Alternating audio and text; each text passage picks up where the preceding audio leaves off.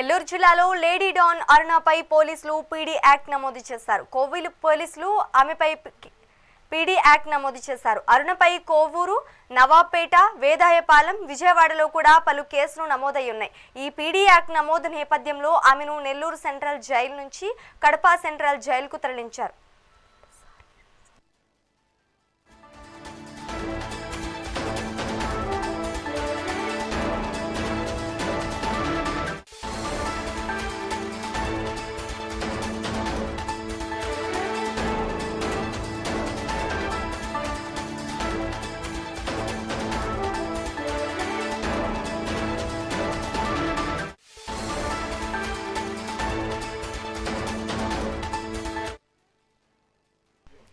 నెల్లూరు జిల్లాలో lady don అరుణపై పోలీసులు PD act నమోదు చేశారు. కోవూరు పోలీసులు ఆమెపై పీడీ యాక్ట్ నమోదు చేశారు.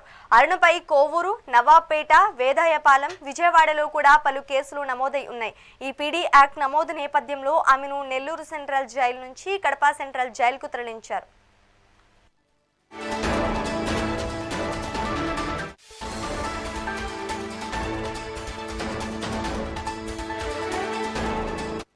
జిల్లాలో లేడీ డాన్ అరుణపై పోలీసులు పీడీ యాక్ట్ నమోదు చేశారని తెలుస్తోంది. ఇదే అంశానికి సంబంధించి మరింత సమాచారం మా ప్రతినిధి శ్రీనివాస్ అందిస్తారు. శ్రీనివాస్, చెప్పండి.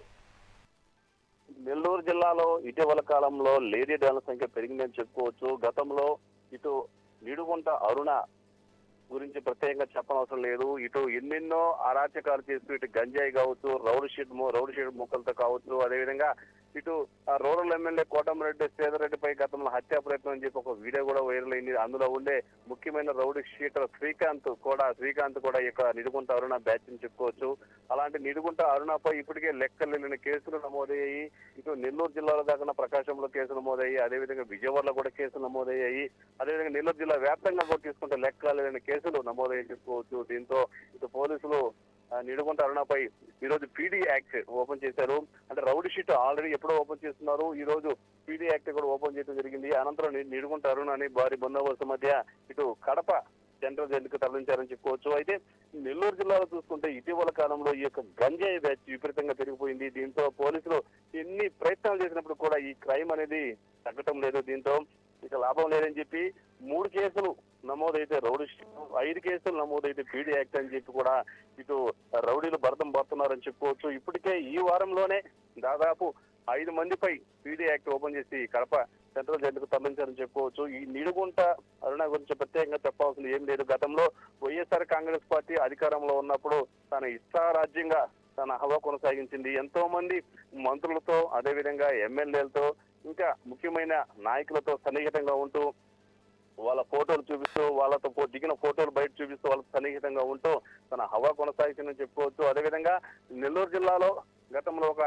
ఇక్కడ పనిచేసిన ఒక ఎస్పీతో కూడా ఎంతో సన్నిహితంగా ఉండదని చెప్పి ప్రచారం జరుగుతుంది. ఆయనతో ఏకంగా ఒక వారం 10 రోజులు ఇటు గోవా టూర్ కూడా వెళ్ళని చెప్పి కూడా ప్రచారం అయితే అప్పట్లో ముమ్మరంగా జరిగింది. అంటే అందరితో అంత సన్నిహితంగా ఉండేది కాబట్టి ఇటు రౌడీ మొగుల్ని తయారు చేసిందని చెప్పుకోవచ్చు. ఇప్పుడు నెల్లూరు జైల్లో ఉండే శ్రీకాంత్ కరుడుగట్టిన రౌడీ షీటర్, ఇతను జైల్లో విశ్రాంతి ఉన్నాడు. ఈ శ్రీకాంత్ ని పెళ్లి చేసుకోవాలని చెప్పి శ్రీకాంత్ తో పబ్లిక్ గా ఉన్న విషయం కూడా తెలిసిందే. ఏదేమైనా కానీ ఈ నిడుగుంట అరుణపై పీడీ యాక్ట్ ఓపెన్ చేసి కడప సెంట్రల్ జైలు పంపడం పట్ల జిల్లా ప్రజలు కూడా హర్షం వ్యక్తం చేస్తుందని చెప్పుకోవచ్చు.